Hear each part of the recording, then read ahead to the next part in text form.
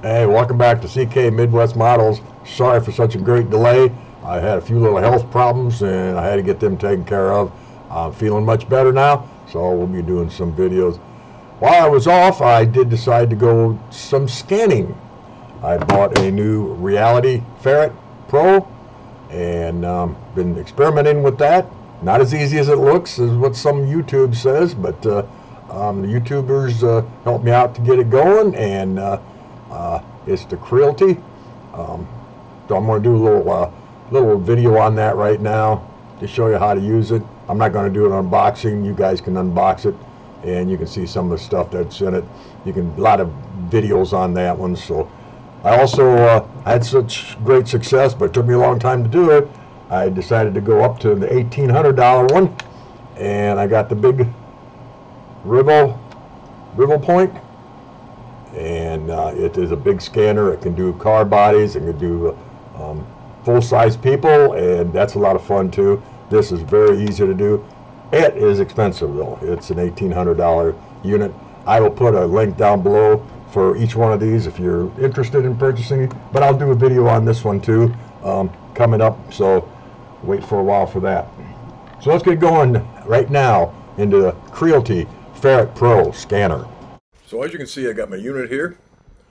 One cable comes out of it, goes up here, around, and goes right into my computer. That's the first step. And you also see I got my turntable here, and I got my figurine that I'm going to scan. Now, lighting is important. Too much lighting, and you're going to get a glaring object. I will show you that pretty soon in the program. So you have to make sure two things: the distance from your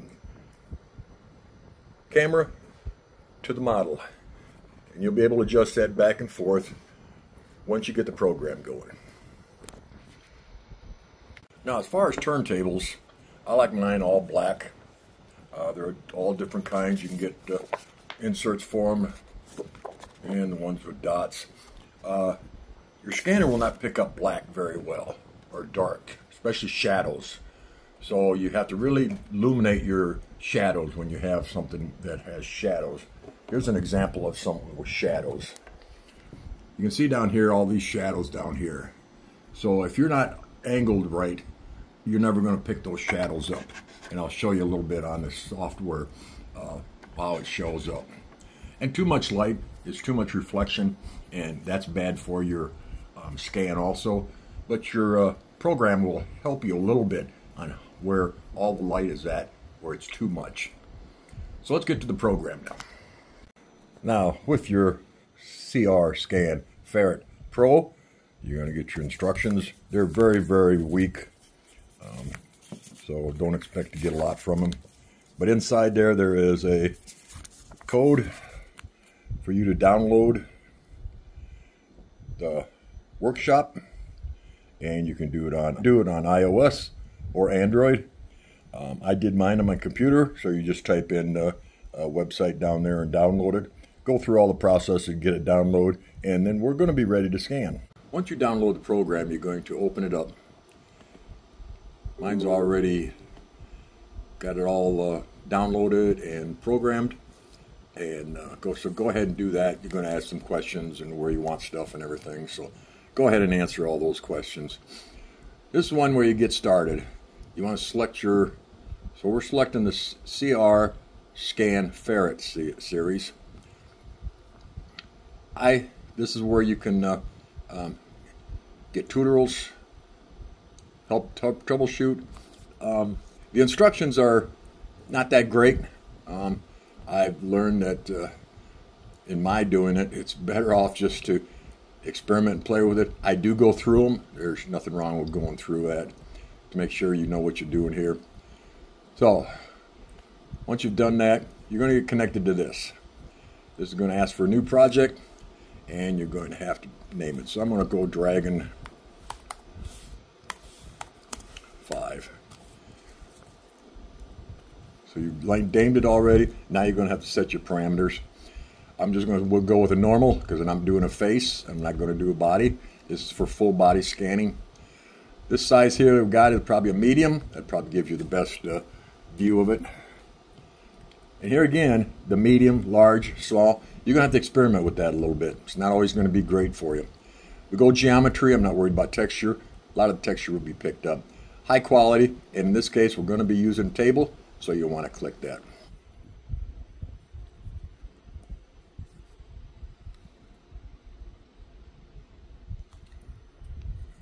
So as you can see, it's all green. Looks very good. If you look up in here very closely, you can see some red. Now that's reflection of the light.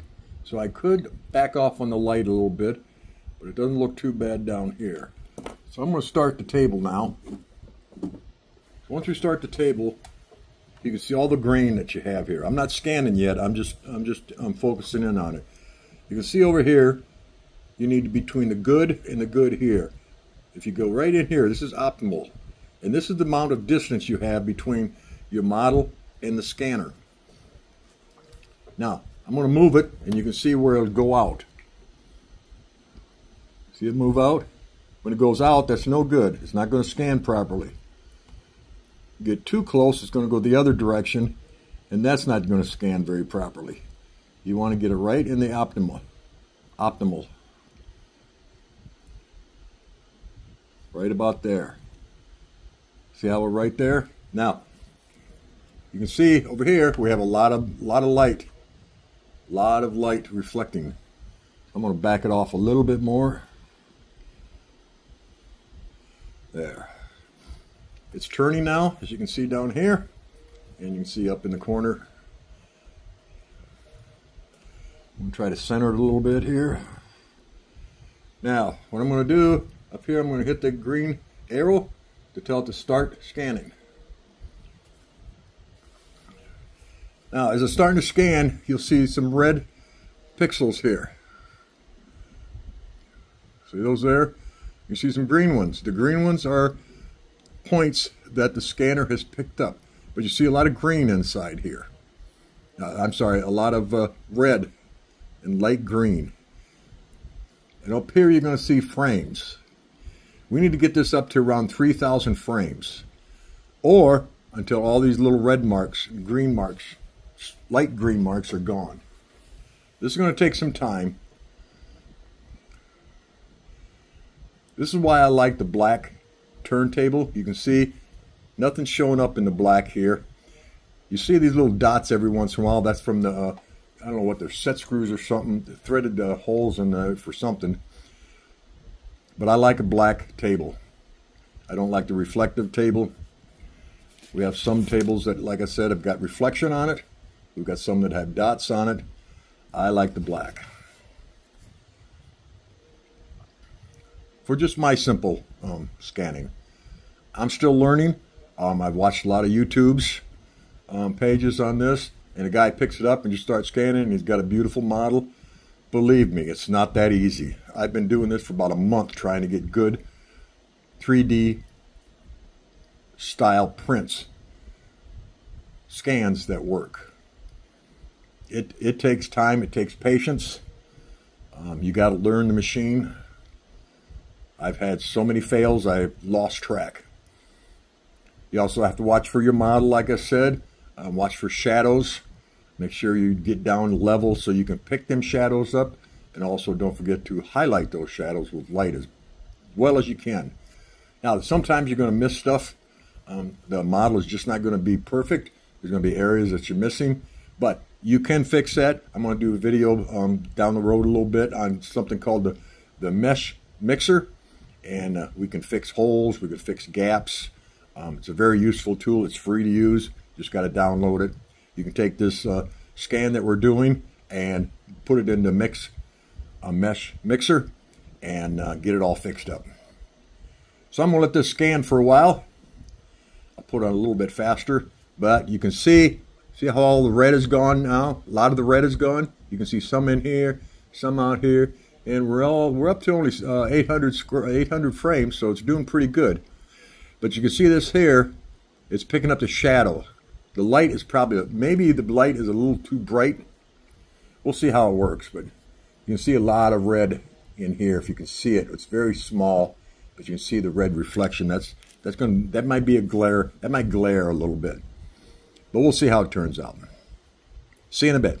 2,000 frames now, and you can see a lot of the red is all gone. There's a little bit up here on top and a little bit on the bottom, which we can edit that. A little bit inside there, but it's looking pretty good.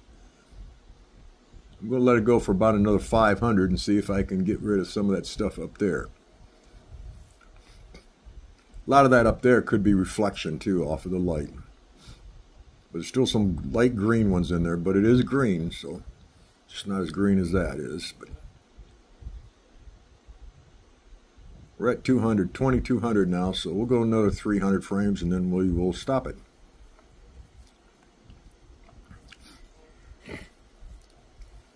As you can see, it's still sitting in the optimal range. So we should have a good scan.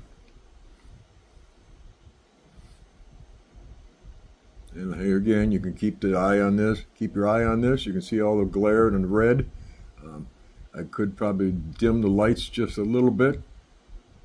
That would help. You can see how as soon as it turns into the light, it really blares up. So we'll see how much distortion we get in color.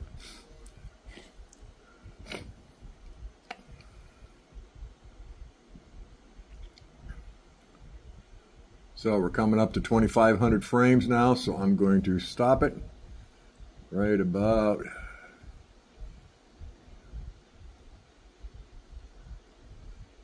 here. So I stopped the scan, and now I'm going to complete the scan, and it's going to process. Now what you see here is a point cloud.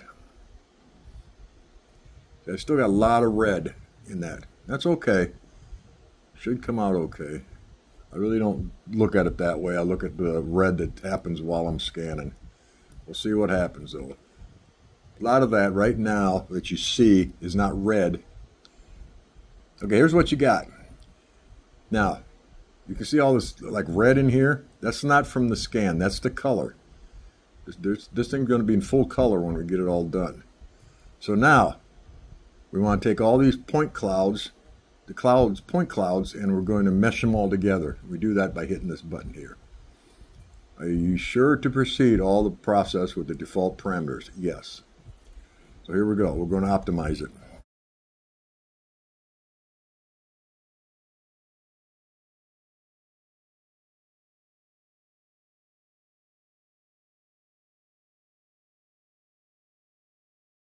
Okay, there's your mesh.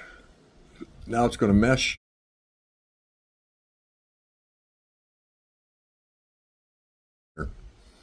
And there it is. And it all looks pretty good. You can see there's some variance in there, which in the mesh mixer, we can get rid of that, block that out, make that a little bit sharper. At least for the, don't worry about the color. Unless you've got a very expensive 3D printer, you're not going to print it in color. You're going to have to paint it and everything. But you can see it picked up the cards. Good enough for, 3D print. And here again, like I said, we've got some of this stuff here. We can take care of that in the mesh mixer. And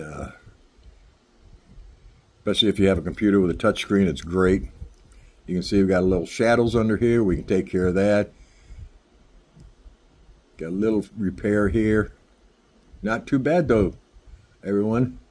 It's a pretty good one. Here's where all that red was at. Probably didn't get it. See that there? And there's some in here. See this hollow spot here? You might want to fill that up. See this here? If you look at the model, it just, by being like this, that arm doesn't ever show the top. So you're going to have to fill that in.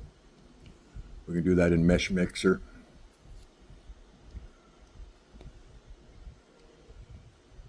So there it is. Am I going to tell you it's easy? It is once you get the step. Once you get the hang of it, and once you can figure out the distance between the scanner and your model and the model size you're using, that you're scanning, you got it. It is going to take some time. And I give you the price of this one here at the front. So if you want to try it, give it a try. I put the link down at the bottom, so you can see what you're going to be paying for it. And I am going to do another one. I bought another one also. It's another one just like the Creality, but it's a different brand. So I'm going to start playing with that one, and I'm going to refine my my skills on this one too. So the Card Playing Dragon says goodbye. Thank you for watching, and we'll see you on the next video. Thank you.